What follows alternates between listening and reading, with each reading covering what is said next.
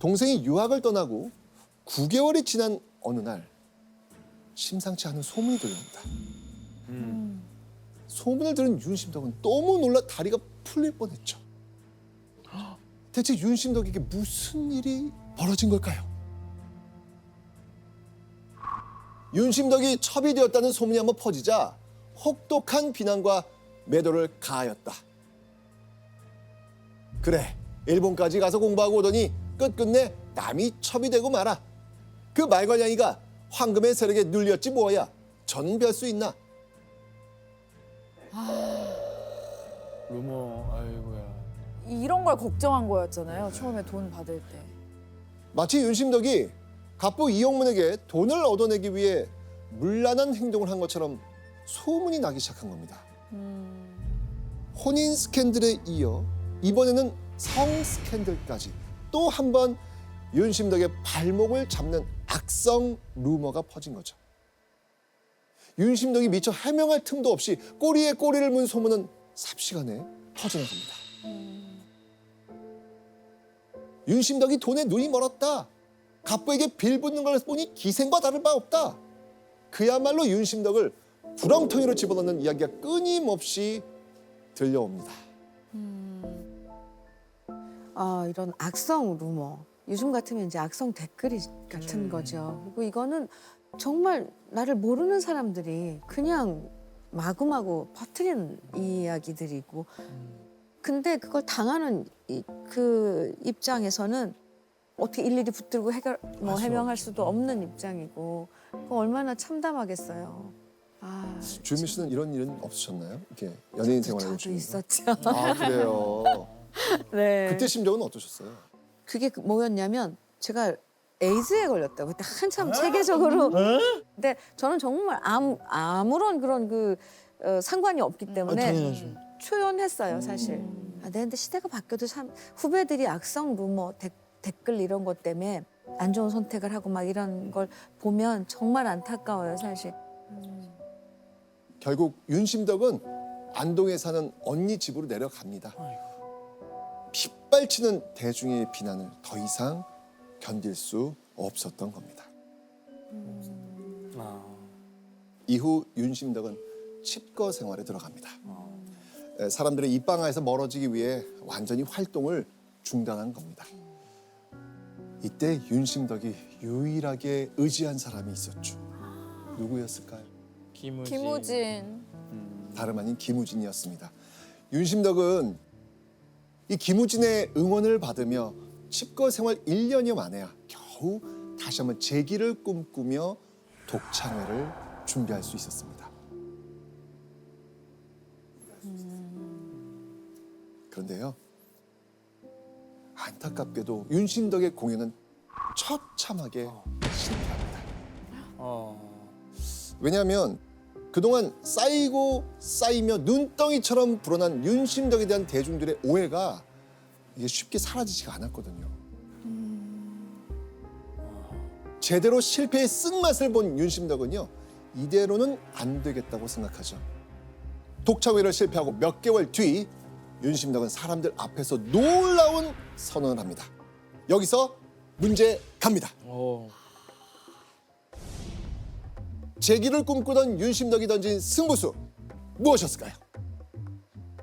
정답. 네. 이제 그냥 보란 듯이 이용문 씨와 결혼합니다. 루머의 종지부를 찍나요? 종집을 찍는 거죠. 네. 사실이다. 사실이다. 네. 오답. 정답. 정답. 우리나라가 아니라 다른 나라에 가서 다시 한번 데뷔를 합니다. 오답. 근데 지금 이 정답 혹시 네. 주현미 선배님도 알고 계세요? 알고 있죠. 아. 네. 힌트 하나만 근데- 주시면 안 돼요? 뭔가 비슷할 수 있어요. 그러니까 같은 이 계통이죠. 네? 이게 통? 아니 어떤 게 정답! 정답. 정답! 네. 예능에 도전을 합니다. 그러니까 같은 계통! 가수가 접근은 좋아요. 정답. 정답. 재기를 꿈꾸던 윤심덕이 네. 배우로 데뷔합니다. 정답. 예능이 아니고 배우였네요. 윤심덕이 연극 배우가 되기로 결심한 겁니다. 우와, 근데 예상 외네요. 그러니까 더 이상 소프라노로 무대에 서는 건 어렵다고 판단했기 때문이죠. 그러니까 윤심덕은 이제 노래 대신 연기로 또 한 번 세상을 놀라게 해야겠다고 다짐을 한 거죠. 그런데 이 윤심덕이 배우가 되기로 결심한 건 엄청난 일이었습니다. 왜냐하면 당시의 배우, 특히 여배우를 보는 인식, 지금과는 사뭇 달랐기 때문입니다. 왜요? 어땠길래? 지금과 달리 일제강점기 여배우는 천한 직업으로 인식이 됐어요.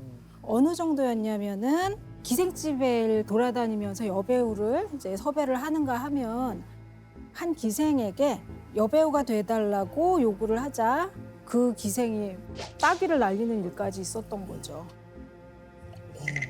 야, 그 정도로 낮게 보여? 그러니까 기생조차도 꺼리는 여배우의 길을 윤심덕이 선택을 한 겁니다.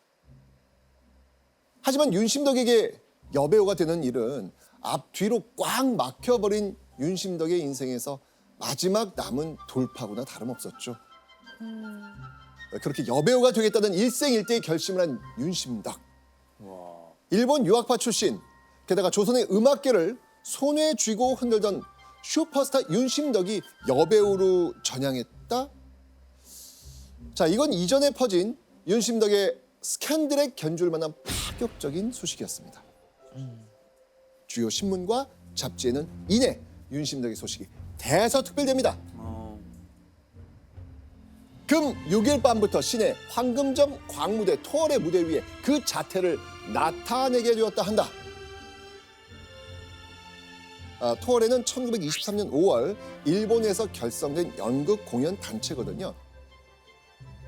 자, 윤심덕이 여배우가 됐다는 소식에 문화계는 물론 조선 사회 전체가 떠들썩했습니다. 자, 그렇다면 윤심덕의 연기를 본 사람들의 반응은 과연 어땠을까요? 되게 잘했을 것 같아요, 또. 네. 어렸을 때부터 완려였잖아요. 배우지도 않았는데 뭐야, 왜 이렇게 잘해? 난리 났을 것 같아요. 자, 윤심덕의 연기를 보고 사람들은 혀를 끌끌 찹니다. 못했어요? 아이고야. 윤심덕이 절치부심 준비한 연극마저 대실패하고 만 겁니다. 아이고. 근데 주연 씨도 연기 도전하신 적 있지 않나요? 오. 제가 본 것 같은데. 아, 진짜요? 저도 악극에 네. 악극 가거라 383이라는 1999년도에 연기를 했었어요. 근데 저 가거라 383 그 악극에선 노래가 있었으니까 전 도전을 한 거죠. 그리고 그때 대선배님이신 윤복희 선배님께서 또 지도를 많이 해주셨고요. 그러니까 디렉터들이 좀 있었었죠. 많이 지도하고 방향도 이렇게 알려주고. 조현민 씨는 뭐 주변 좋은 분들 덕분에 이 가극 무대가 성공적이었지만 윤심덕은 달랐던 겁니다. 여배우가 되기 위해 자신의 인생을 모조리 내던진 윤심덕. 자, 이때 윤심덕이 기댈 수 있는 사람. 역시나 이번에도 김우진이었습니다. お前が윤심덕か? 그렇습니다. 한국말로. 너에게 아주 멋진 무대에 설 수 있는 기회를 주마.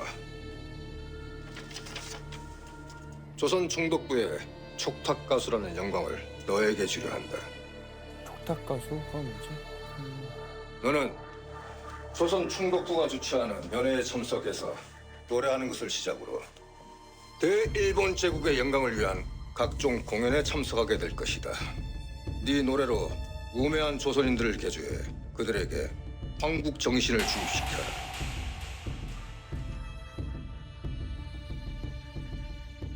총독부 장학생으로 일본에서 음악 공부를 했으니 보답을 해야 하지 않나?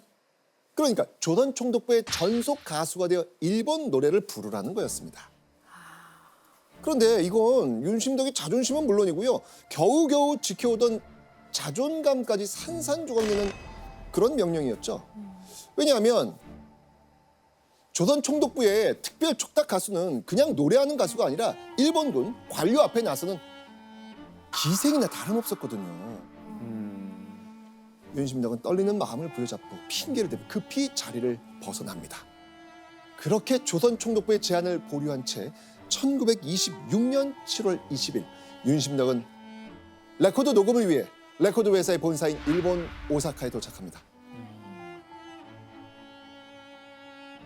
이후 윤심덕은 레코드 회사와 계약한 26곡의 녹음을 무사히 마칩니다. 그런데 마지막 곡까지 녹음을 마친 윤심덕이 한 가지 제안을 합니다. 자, 윤심덕의 그 한 가지 제안, 과연 무엇이었을까요? 한 가지 제안. 곡을 다 녹음 다 마치고 나서 제안을 한 거죠. 네. 이거 제 명의로 그 저작권비나 이런 거를 본인의 명의로 해달라고요? 제 걸로 가능할까요? 제가 지금 가족을 생계를 돌봐야 돼요. 역시 조나단 스타일. 아 좋아요, 아주 그런 정신 좋아요. 좋아요. 그런 정신. 어떤 정신이에요? 내 건 내가 챙긴다. 그렇죠, 그렇죠. 불렀어요. 그 제안이 뭐였냐면요. 미리 약속되지 않은 노래가 한 곡 있는데 그 노래를 부르게 해달라는 거였습니다. 윤심덕이 마지막으로 녹음한 곡의 이름, 바로 失礼でなければもう一曲歌ってもよろしいでしょうか。いいよいいよ、それはありがたい。曲名は何ていうのですか？さえちゃんみ。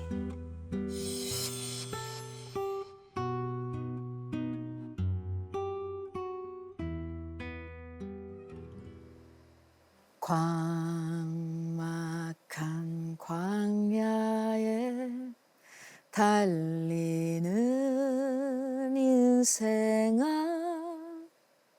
너의 가는 곳 그 어디냐 쓸쓸한 세상 험악한 고해에 너는 무엇을 찾으려 하느냐 눈물로 된 이 세상에 나 죽으면 그만일까 행복 찾는 인생들아 너 찾는 건 서름 웃는 저 꽃과 우는 저 새들이 그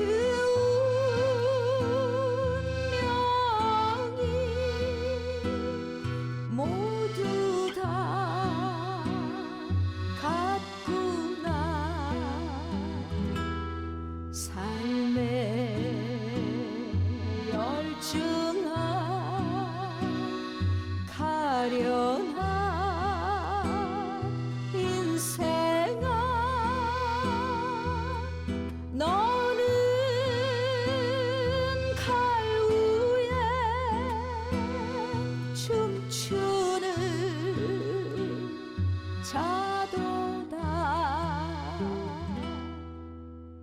눈물로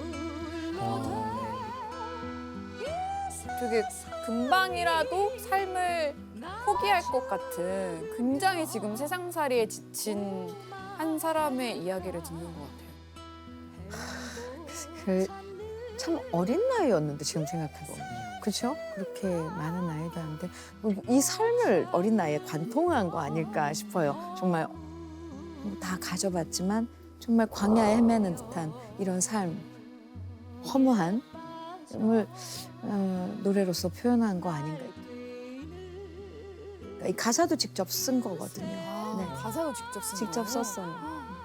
직접 가사를 써서 윤심덕은 마지막 곡 사의 찬미까지 레코드 녹음을 모두 마쳤습니다. 그리고 이때 일본에는 누군가가 도착해 있었습니다. 김우진? 네. 당시 김우진은 윤심덕보다 먼저 일본에 와 있었거든요. 김우진은 부잣집 아들로 살면 누릴 수 있었던 물질적 풍요를 모두 내려놓고 홀로 도쿄로 가출을 한 상태였습니다. 그렇게 일본에서 다시 재회한 윤심덕과 김우진. 자신들을 압박하던 조선 땅을 떠나 먼 타지에서 만났으니 해방감을 느꼈을지도 모를 일입니다. 윤심덕이 일본에 건너오고 약 한 달이 지난 어느 날 레코드 녹음을 모두 마친 윤심덕은 다시 조선으로 돌아갈 준비를 합니다. 그리고 윤심덕의 옆에는 김우진도 함께였습니다.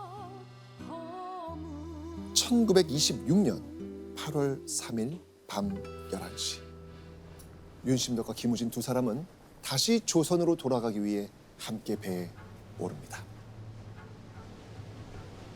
배가 출발하고 약 5시간이 지난 8월 4일 새벽 4시경 윤심덕과 김우진이 탄 관부 연락선이 현해탄 앞바다를 통과할 때 갑판을 순찰하던 승무원이 1등실 객실 문 하나가 열려 있는 것을 발견합니다.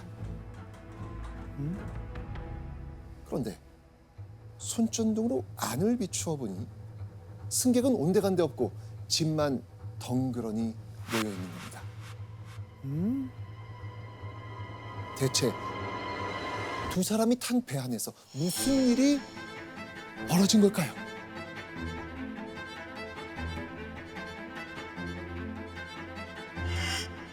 청년 남녀의 정사.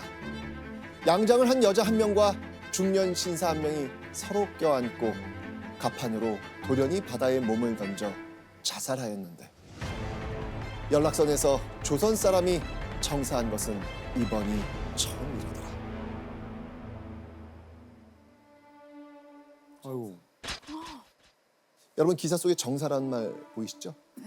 이 말은 서로 사랑하는 남녀가 그 뜻을 이루지 못해 함께 목숨을 끊었다는 뜻입니다.